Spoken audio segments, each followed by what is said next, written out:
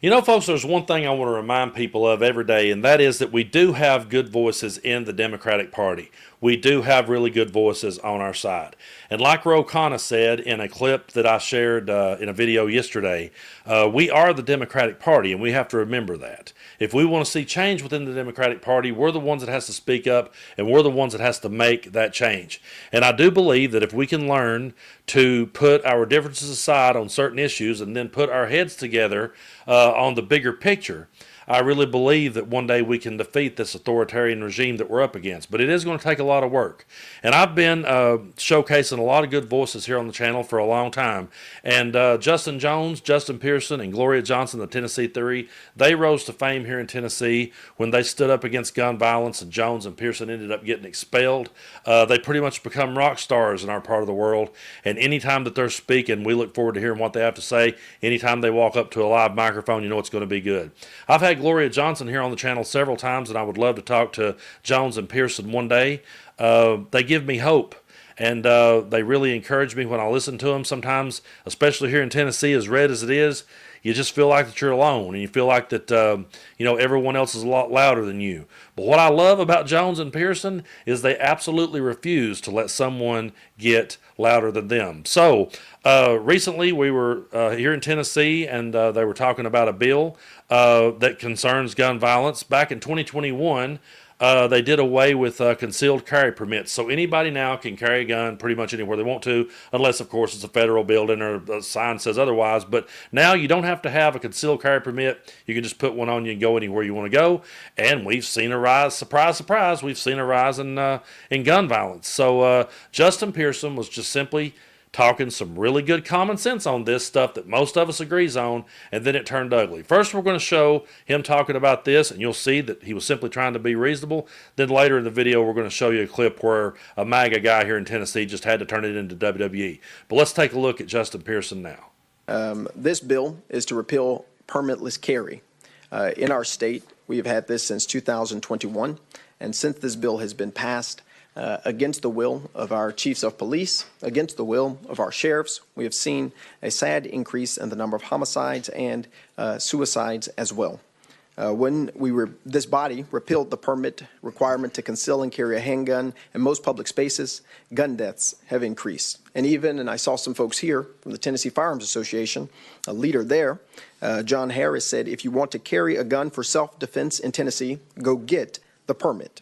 59% of Tennesseans disapprove the 2021 bill, and we are continuing to live with the ramifications of the decision of too lackadaisical attitude and legislation related to guns and firearms in the hands of people who should not have them.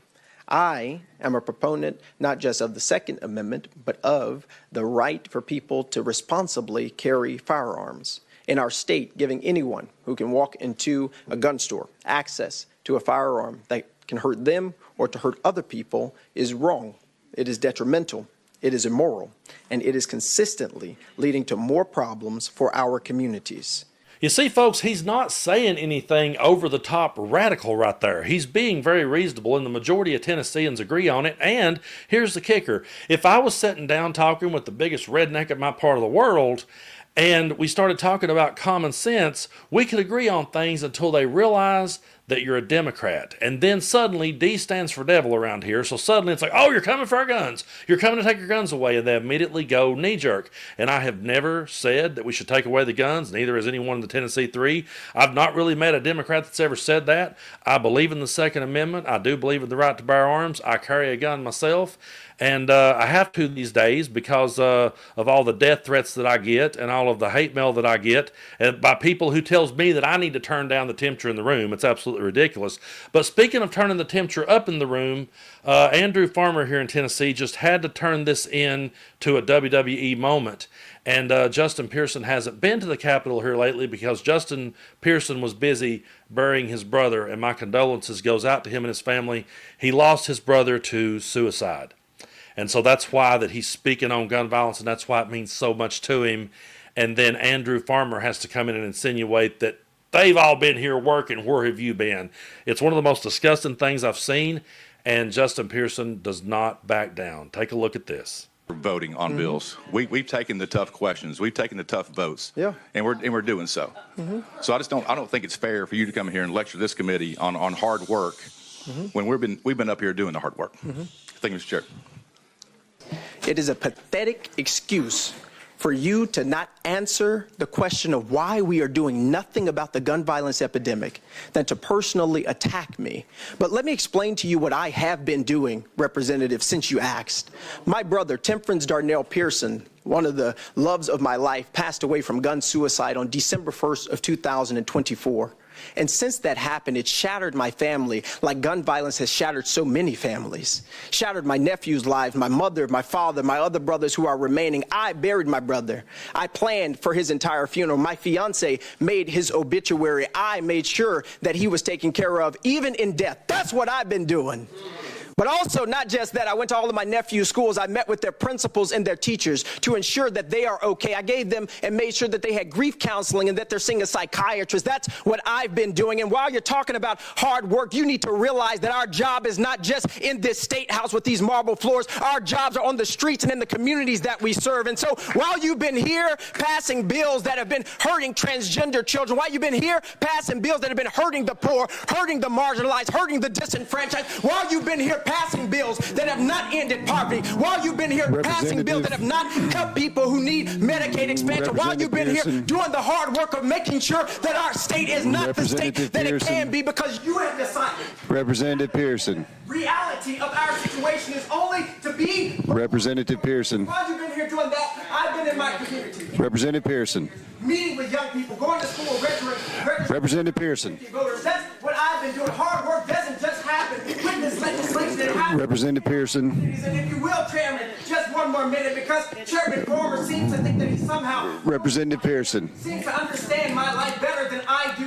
You need to understand that hard work isn't just sitting there and shutting up and passing a bill. It's doing the hard work of justice and love and mercy. It's Okay. doing the voices of the poor and the marginalized, and it's taking your All right. and your pain and your heartache, and it's standing in front of people who you know may not like you, standing in front of people who you know will disrespect you, people who you know will talk down to you, and saying in the honor of people like my brother, in the honor of people who have died from gun violence, in the honor of people who have died from suicide, we need to pass better laws, Representative Pearson. and fight for a state where everybody is able to live more freely from the pain of gun violence that me and my family are experiencing. That's what you need to think about, Chairman Farmer. Come on. And if you can't think that, learn to shut up. Thank you, Mr. Chair. Representative Pearson, it seems that it's very common in your party when you disagree with a comment, and I was not disrespectful to you, that you resort to yelling. Basically, everything you just told me, you just did. I have a family. I've made sacrifices every year. So you Representative can't- Pearson. Ladies and gentlemen. Hey, Representative Pearson, no, sir. No, sir. Don't touch him. Do not touch him. Do not touch him. Do not touch him. Don't you ever come out to me and my family. I'm just going to go ahead and say it. Andrew Farmer is a terrible human being. To strike such a low blow at a man who just buried his brother like that, and then try to twist the turn and go, see, your side always gets upset if somebody disagrees with you. The level of arrogance and just indecency that these people have is completely off the charts to me, and they never fail to surprise me with it. And then, Pearson is always going to be a class act, and here's what he had to say about it. Roll the clip. This is not a joking matter, and it's not something that you use against people or wield against them to not take action. And Andrew, that's what he wanted to do, and that's unacceptable. You don't come after people's family, you don't come after my family, you don't come after anybody's family.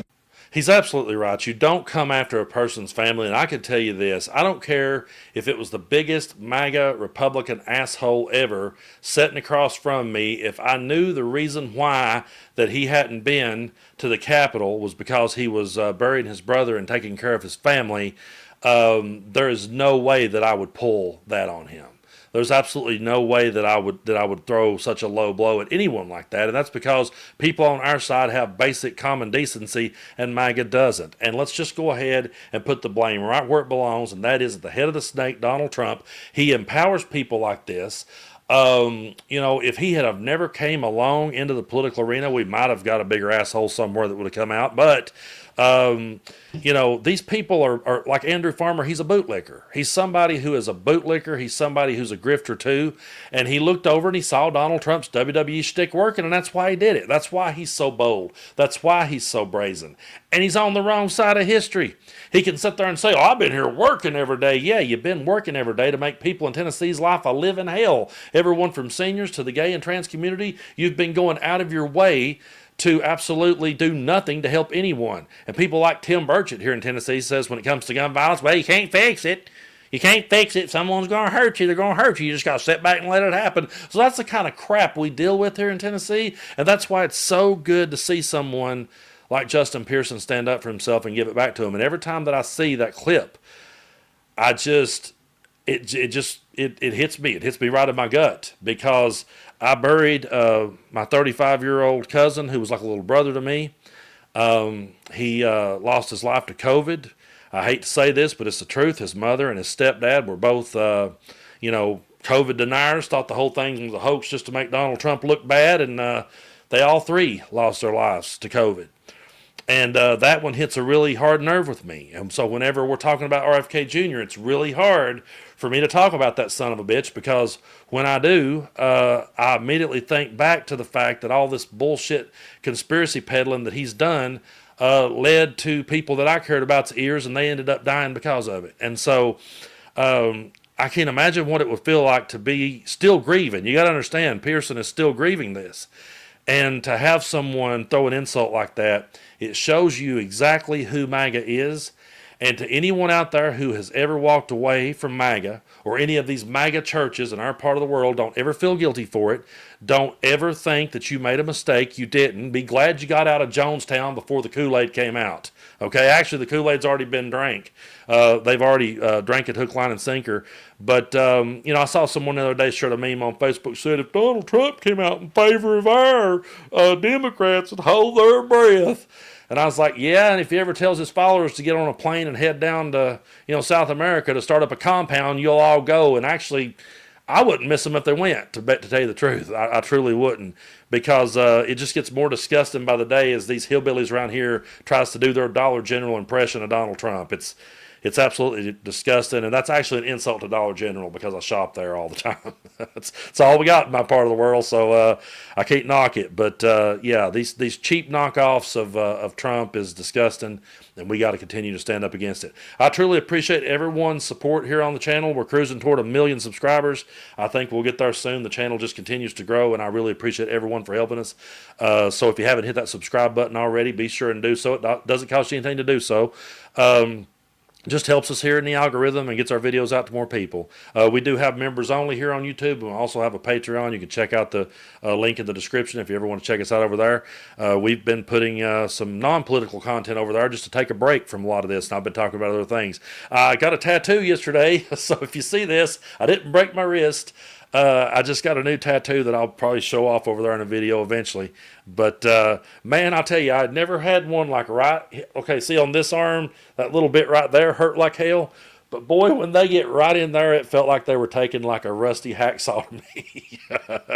And I was like, oh, man. I was like, this would probably be a viral video if we had that, because I was just laying there like, oh, when is this going to end? So, I hope everyone's doing good, and eventually I'll be back in the game all the way, and I'll be able to talk with my hands. I could move this hand around, but it's kind of been messing with me because I talk with my hands so much, and it's hard to lift this one at the moment. But I'm doing good, and I hope you all are too, and we'll just keep fighting this madness. And again, my condolences goes out to Justin Pearson and his family. And if you hear this video, Justin Pearson, I'm truly sorry that you have to stand up against such filth every day of your life.